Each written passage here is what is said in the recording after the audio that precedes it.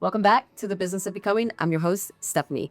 Before we get into it, I do want to mention that if you're in the Miami area, I'm hosting an exclusive networking event for all of my business entrepreneurs.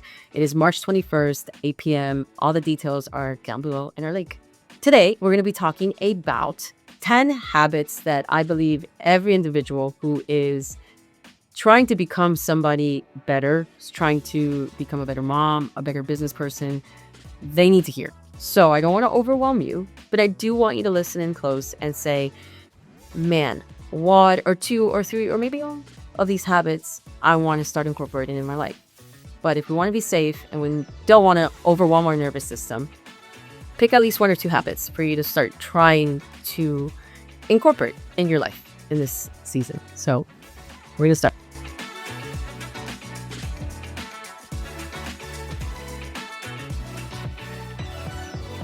First habit number one, move your body.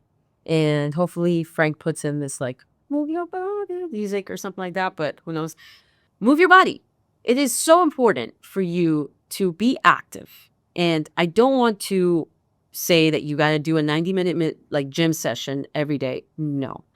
The bar is low, my dear. The bar is very low. It could be a 15-minute walk. It could be you going up and down the stairs a couple times.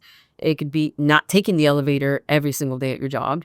One thing I've learned is that stress builds like a burden on you. And if you don't move, that stress just stays on top of you, kind of like a heavy book bag.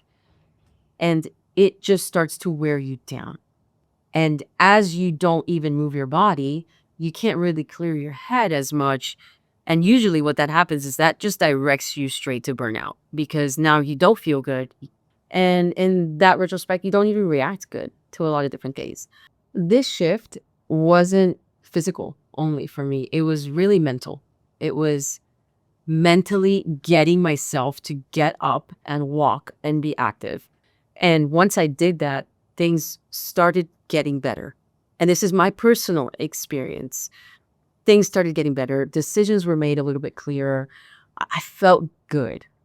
And if you've ever worked out real hard, you will know what I'm talking about. It ain't the pre-workout hitting, but you feel good. You feel so productive, like you did something for yourself. So that's step one. I think it's probably one of my favorite habits in the world is to be active, is to work out, is to give myself that me time where I'm not changing diapers or taking calls, but it's a me time. So I recommend you guys definitely try to incorporate this one. Habit number two. This one, I'm going to be very honest with you because that is how we are in the business of becoming. We are real.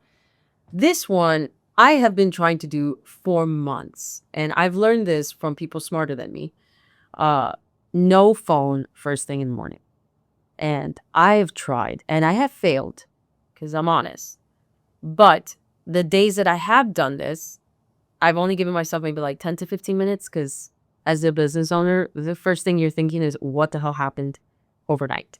This is a habit that when I do it, I already feel like I accomplished something in the day. And that's the greatest way to wake up. You want to wake up already feeling like you did something outside of just waking up and being alive, but you accomplished something. And that for me is huge, is already waking up feeling like a winner. And the days I have done it, it's been amazing. It's been great. And it's something that I really, really want to perfect this year for myself. Habit number three, use the tools that will save your brain energy. Use them. I mean, we are in a day and age where I know I was just talking about like not using your phone, but we are in a day and age where your phone can manage everything in your life and can make life actually a lot simpler and a lot easier. As a mom and as a business owner, sometimes you try to keep things all in your head and you wear it as a badge of honor. Like, yeah, I know their order, or I know that my daughter has Rocky Tacky Day tomorrow, so I have to make sure that I have her Rocky Tacky outfit tomorrow. Like when you run a business and you're running your family, that badge of honor doesn't work well because you need help and you need the people around you to help you continue to build and stack up on that. And my whole office, everybody around me knows my calendar is my backbone. And they know that even my eyebrow appointment is on my calendar. So at all times, I might not share my location, but they know. And it's helpful because it allows them to know, okay, she's here from this time to this time. I'm going to call her right after and ask her these questions. And again, it helps you continue pushing that ball forward and getting things done. Habit number 4. This one I see from a lot of experience. Feed yourself like you matter. Why do I say that? Because in the last 3 years, I skipped so many meals and called it intermittent fasting.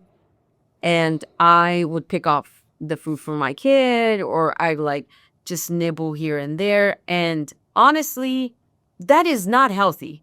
You can't pour from an empty cup and an empty stomach. Like you're not giving much. You need fuel, you need energy. And I struggled with that, guys, for years. Oh man, I mean, I didn't want to eat. I cut off like carbs completely. I like put myself in a corner. If I ever ate anything like fried or bad, I would like mentally be like, okay, well, I have to make sure that tomorrow I don't eat until like 4. And it was such a bad mental mindset. And when I went through, all my divorce and all these moments of my life where I felt really low, uh, food was never a priority.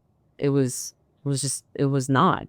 And it just shows you so much how even your body reacts to how you feel, that it shows you like when you're down, when you're depressed, when you're like, your body's just like, ugh, I give up.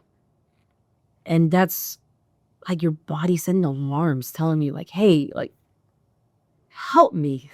Like, I know there's that movie. It's like, help me help you. And that is exactly what your body is saying every single day.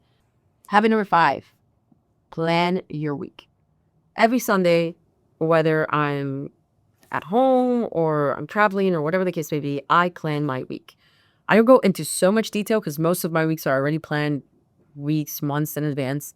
But I do plan my week to mentally prepare myself. I look at my calendar and I start seeing, okay, well, this day's going to be pretty heavy. That day I'm kind of free. This day I have the kids and I could do this and I could do that. So I start planning my week on Sundays so that I can give myself the right pockets and know when the right pockets I have to be able to have a me time. Such a vital tool, guys. Sundays, I know it's the Lord's day and you should rest as you should, but take a peek, kind of plan your day a bit, your week a bit, so that you can mentally prepare yourself to know, okay, this week is going to be great, and already start claiming your victory and saying, this week is going to be great because I had this and this and this and that, and step prepping it. You feel good when you know what's happening and you're not just going to get sideswiped and not know what's going on. Habit number 6, never stop learning. Be teachable. I said this so many times. Stay curious, guys. You have to invest in yourself that way. This is a habit that I have tried and it is tested true time and time again in my life. I'm constantly at events where it's all about progressing my industry or whatever I'm doing. I did a podcasting event. I've done events all around my industry. I'm always out there learning what's new in my life, in my world. You can't ask God or whatever it is that you feel like the universe or whatever for opportunities and you sit there waiting for it to happen to you. Like you got to go out there and chase it. You got to go out there and grab it. So please, I beg you, never stop learning, even if it's going on a podcast like this and trying to learn these habits so you can change your life. This is a great first step. Congratulations. You entered the best podcast that's on YouTube right now. But go to conferences, listen to content on YouTube or Spotify, like things that are going to bring you up and take you to another level. Habit number 7, build mindful habits, not just productive ones. Guys, I can tell you time and time again how you can be productive and, why it's so important to do all these different things. But to be honest with you, the mindful ones are just as important. The ones that are just there to protect your peace. A lot of you guys talk about journaling. I've tried it. I've done it. It's not at all my favorite, I'll be honest. But I do know many people that it's changed their lives. My biggest habit that I do that's for my mind and my soul and my peace has been prayer. I mean, it's changed the whole layout of my life. And there's times where I'm sitting on my bathroom floor, because I've said this before, that is one of my favorite places in the world, my cold bathroom floor. And I'll just start talking to God, and I'll just start praying, and I'll just start kind of having a dialogue. And that's a mindful habit that I've taken to start being grateful and not giving complaints of my day, but just saying, "Hey, you know what? Thanks for this floor. Like, thanks that my kids are healthy and they're good and they're happy." Stuff like that. They're mindful habits that really help you change your outlook and your perspective on life, because that rabbit hole of being down pressed and just not checking in with yourself and saying like, "Hey, are you good? Are you happy in the predicament that you're in?" If you don't ask yourself those questions, your life would be consumed with just trying to be productive. And in reality, you're just leading yourself to burnout, because your soul needs to be good. That's what the business of becoming is. It's not just about business. It's about becoming whole. And that starts within more than whatever output you can give. Habit number 8, get clear on your priorities, my dear, because we all have to-do lists. We all have plenty of things to do, but what are your priorities? My priorities is building this brand, building business income, and being present in my family and the life that I'm building with them and those that I love. Clarity is a practice. It's a habit that you have to learn. So when somebody asks me to do something that doesn't align with those 3 things right now, it's a no. And it's not to be rude, but it's to just be honest. Like, no, it's not my priority right now. So catch you in the next season if it makes sense. But it's so easy when I have that direction to have the clarity to say yes to everything in my life. Habit number 9, schedule no agenda time. I've been talking about using your calendar. And like I said, that's my backbone. But I also schedule just time to just disconnect, because we are living in a life where it's really fast. I live in Miami, so it's constantly fast paced. But there are pockets that I have to have no agenda. And that could be me driving around for an extra 20 minutes and blasting Taylor Swift. Yes, I'm a Swiftie. Okay, who cares? I grew up with them, or blasting 80s music, because I love 80s music. And just singing loud like a girl and living. That's my no agenda time. Like, leave me alone. I gotta be anywhere right now.